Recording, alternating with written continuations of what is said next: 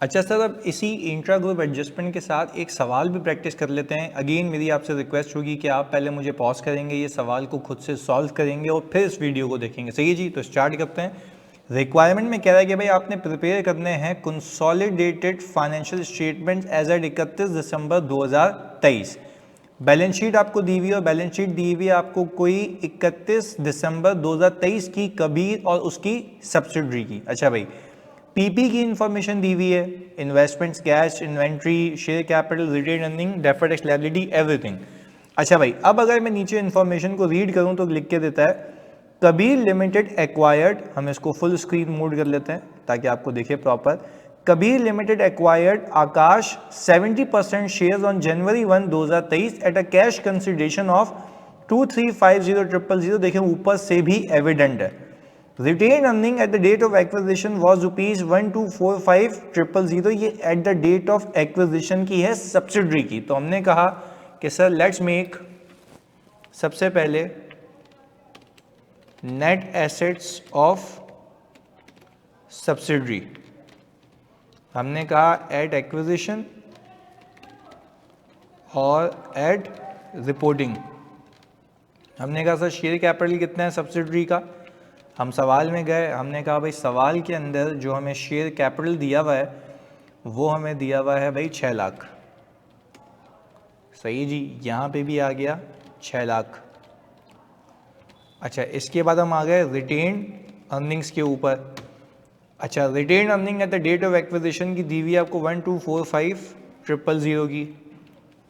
और सर अगर मुझे रिपोर्टिंग डेट की देखनी हो रिटेन अर्निंग तो आ रही है 4,432,640 की, वो ये आ गई हमारे पास।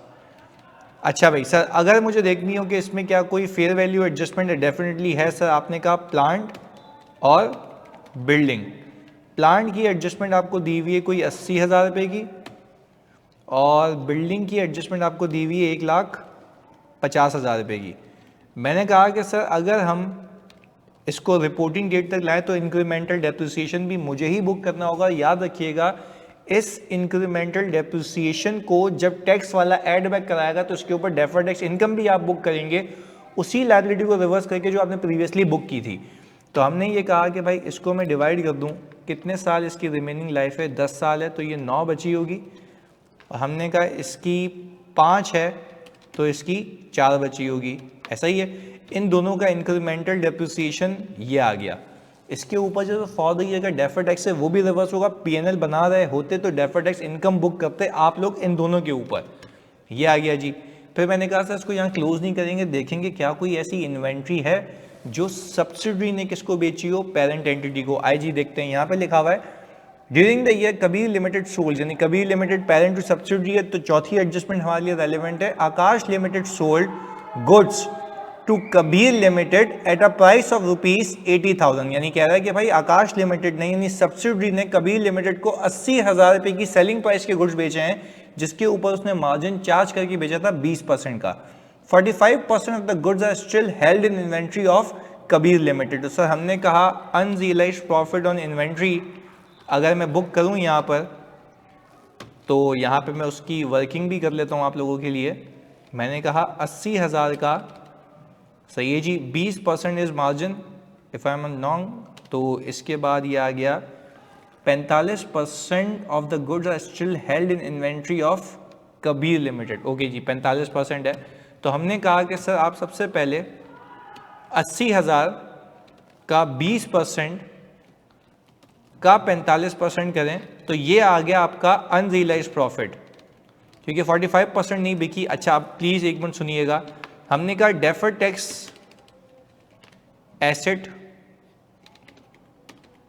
रिकॉग्निशन, मैं बता रहा हूं क्यों अलग कर रहा हूं ताकि मुझे याद भी रहे, इधर सुनिएगा। मैंने कहा कि भाई अगर डेफर्ड टैक्स एसेट की रिकॉग्निशन करनी है मुझे, तो ये वाली जो अमाउंट है deferred tax asset recognition on unrealised profit, तो मैंने कहा कि भाई जब ये प्रॉफिट नहीं है तो उस पर टैक्स भी नहीं होना चाहिए, तो मैंने इसके ऊपर डेफर्ड टैक्स इनकम बुक की होगी। और डेफर्ड टैक्स इनकम बुक करने का मतलब है आप डेफर्ड टैक्स एसेट क्रिएट कर रहे हैं। तो मैंने कहा कि भाई यहाँ पे मैं इसको पॉजिटिव दिखाऊंगा और सब्सिडरी का टैक्स रेट कितना चल रहा है। अच्छा है किसकी बुक्स में, पेरेंट एंटिटी की बुक्स में तो पेरेंट एंटिटी का रेट मैं यूज़ करूँगा यहाँ पर, पेरेंट एंटिटी का रेट यूज़ करूँगा मैं यहाँ पर। तो मैंने कहा कि भाई जब पेरेंट एंटिटी का आप रेट यूज़ करेंगे यहाँ पर, तो आपने कहा कि भाई ये जो है टैक्स रेट आपको दिया हुआ है कबीर लिमिटेड का 30% का, तो मैंने कहा ये आ गया 30% का। I hope this is clear. तो हमने कहा कि सर अगर हम वैसे देखें तो इस गेन को आप रिवर्स करेंगे 70% से, तो इन दोनों का सम करूं तो ये भी 5040 ही आता है। अच्छा, अब जो एक्विजिशन पे defer tax on initial recognition है वो आ जाएगा सर आपके पास इन दोनों का सम, और इन दोनों के सम पे आपने लगा दिया सब्सिडी का रेट कितना चल रहा है भाई 25%। तो ये रेट की बड़ी गेम है, ये रेट की बहुत बड़ी गेम है, तो आपने ख्याल रखना है इस चीज़ का, और आपने यहाँ पे ये बुक कर लिया। अच्छा, सिमिलरली मैंने इसी का 25% रिपोर्टिंग भी रख लिया, तो आप देखेंगे कि ऑल टुगेदर इतने की आपके पास ये जो अमाउंट है ये 9500 की, इतने का आपके पास डेफर्ड टैक्स इनकम बुक कर रही होगी नीचे पोस्ट एक्विजिशन प्रॉफिट के अंदर। सही है जी। तो ये हिसाब किताब कर लिया मैंने कहा इसको मैं अगर सम करूं और इसको मैं अगर सम करूं तो ये आ गया मेरे पास अमाउंट, और मैंने कहा ये आ गया पोस्ट एक्विजिशन। याद रखिएगा इस पोस्ट एक्विजिशन के अंदर जेन्युइन प्रॉफिट भी है, इंक्रीमेंटल डेप्रिसिएशन भी है, इंक्रीमेंटल डेप्रिसिएशन पे डेफर्ड टैक्स इनकम भी है, और अनरियलाइज्ड प्रॉफिट पे भी डेफर्ड टैक्स इनकम है जो आपने रिवर्स किया है। बात क्लियर है। तो हमने कहा इन दोनों का डिफरेंस आ गया ये, और पेरेंट और एनसीआई का हिस्सा निकाल लो। मैंने कहा पेरेंट एंटिटी ने कितने परसेंट शेयर्स एक्वायर किए हैं, आपने कहा 70%, और ये आ गया हमारे पास 30%, ये अमाउंट आ गई। इसके बाद आपने कहा कि सर गुडविल निकाल लेते हैं। गुडविल के लिए आपने कहा कि सर हम रखेंगे यहाँ पे कंसिडरेशन। कंसिडरेशन कितनी है भाई 2350000,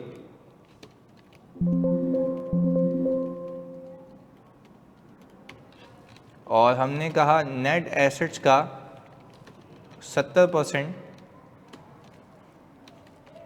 ये आ गया। तो हमारे पास गुडविल आ गई ये। हमने कहा कि सर अगर हम एनसीआई निकालें तो एनसीआई में आपके पास शेयर ऑफ एनसीआई कितना है, इसका 30%। पोस्ट एक्विजिशन प्रॉफिट कितना है भाई विथ ऑल द एडजस्टमेंट्स, ये आ गया।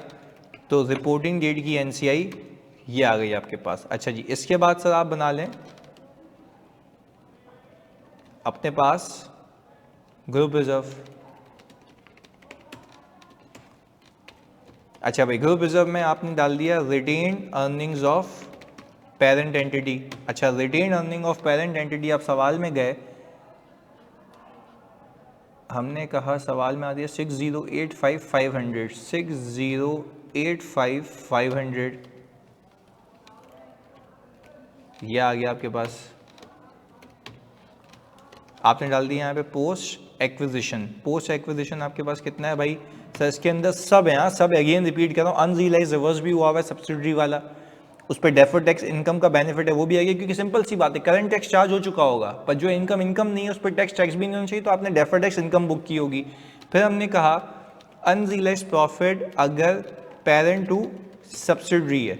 आए देखते हैं कितने के गुड्स बेचे हैं भाई कबीर ने, 1,20,000 रुपये के गुड्स बेचे हैं, और 20% का क्या लगाया है उसने, मार्कअप लगाया है। 40% of these good are still left in the inventory. तो सर 40% की इन्वेंट्री जो है हमारे पास वो अभी भी बाकी है। तो हमने कहा पहले तो आप सर 1,20,000 डिवाइडेड बाय 1,20 इंटू 20, ये टोटल प्रॉफिट आ गया। इसमें से 40% अब तक रियलाइज नहीं हुआ ग्रुप के हिसाब से, तो हमने कहा भाई इसको इन्वेंट्री से भी हटा दो और यहाँ से भी हटा दो। ये तो हो गया आपके पास प्रॉफिट की एडजस्टमेंट, आपने इतने से प्रॉफिट घुमा दी, यानी इन्वेंट्री इतने से कम हो गई।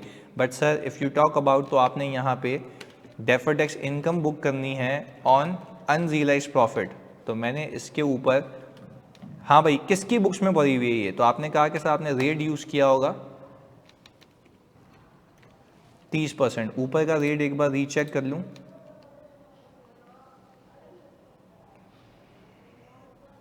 अब ये किसकी बुक्स में है भाई टैक्स एप्लीकेबल, आकाश लिमिटेड की, तो वो है 25%। तो हमने कहा यहाँ पे आ जाएगा 25%। अच्छा जी, आपने कहा कि भाई ये हिसाब किताब हो गया। इस हिसाब किताब के बाद आपने सर ऑल टुगेदर अब बनानी है बैलेंस शीट। सबसे पहले आप आ जाएं प्रॉपर्टी प्लांट एंड इक्विपमेंट के ऊपर।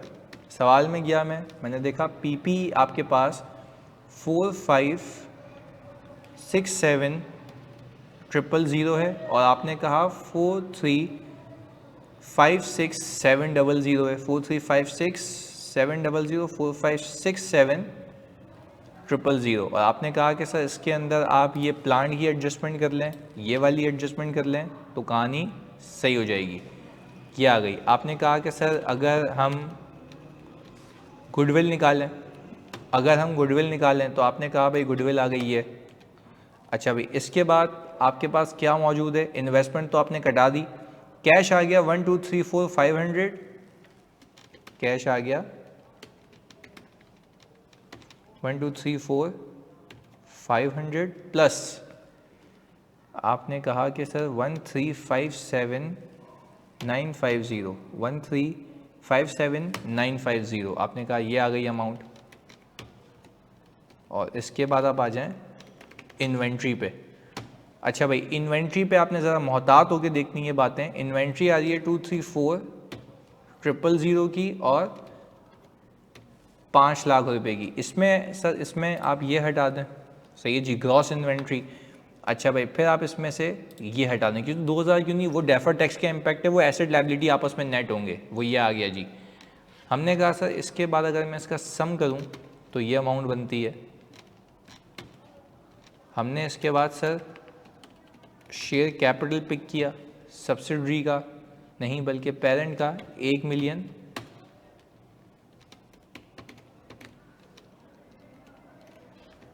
ये आ गया। रिटेन अर्निंग्स, बल्कि ग्रुप रिजर्व लिखना चाहिए मुझे, ये पास पेपर खुला हुआ है नीचे, वो आपका अगला पड़ा हुआ है। ग्रुप रिजर्व्स आपके पास आ गई ये। अच्छा जी, आपने कहा डेफर टैक्स लायबिलिटी और नेट लिखना होगा क्योंकि सब है इसके अंदर, नहीं भी लिखें तो कोई गर्ज नहीं है। आपने कहा 1.2 मिलियन पेरेंट एंटिटी की बुक्स में है और 1082010 ये यहाँ पर है 1082010। और आपने मज़ीद लायबिलिटी बुक की है, वो ये थी 48,000 और आपने इसमें एसेट बुक किया है 2160 का और एक एसेट बुक हुआ है 2000 रुपये का। सही है जी, तो हमने कहा ये अमाउंट आ गई। सही जी, याद रखिएगा 2 लायबिलिटीज़ हैं, फिर मज़ीद एक लायबिलिटी है और फिर 2 एसेट्स हैं जिसने उसको नेट किया होगा। अच्छा भाई, इसके बाद हमने कहा ट्रेड पेएबल, तो ट्रेड पेएबल हमारे पास आ रहे हैं कुल मिला के 2 लाख रुपए के। सर अगर हम इसको सम करें तो ये आ रहा है डिफरेंस। तो हम देखते हैं कि हमने कहाँ गलती की है। एनसीआई नहीं लिया है भाई, एनसीआई नहीं लिया है। एनसीआई का डालूँ मैं, अभी भी 900 का डिफरेंस है। यहाँ पे प्लस में तो गलती नहीं कर दी है, हम अमाउंट देख लेते हैं ना। 1.2 मिलियन 1082010 1.2 मिलियन हो गया, 1082010 ये भी सही है भाई। अच्छा, रिटेन अर्निंग देख लेते हैं 6085, रिटेन अर्निंग देख लेते हैं रिपोर्टिंग की 6085,500 6085,500। रिटेन अर्निंग रिपोर्टिंग की 4432,640 ये भी सही है, ये भी सही है, ये भी हमने कोई मैनुअल एडजस्टमेंट नहीं की हुई। 70 और 30 है, ये 70 है। इन्वेस्टमेंट की अमाउंट देख लेते हैं 2350। अच्छा, पीपी देख लेते हैं, PPE 456700, और हाँ यहाँ गलती कर दी ना, 4357 है, यहाँ पे लिख दिया हमने 4357, ये है 4356700। अब देखते हैं ये मैच हो गया। तो सर आपने भी ख्याल रखना है ऐसे प्लस माइनस करते हुए, तभी मैं बड़ा मोहतात होकर करता हूँ। तो सर ये था आपका रिपोर्टिंग डेट के साथ विद इंट्रा ग्रुप एडजस्टमेंट्स। जज़ाकल्लाह।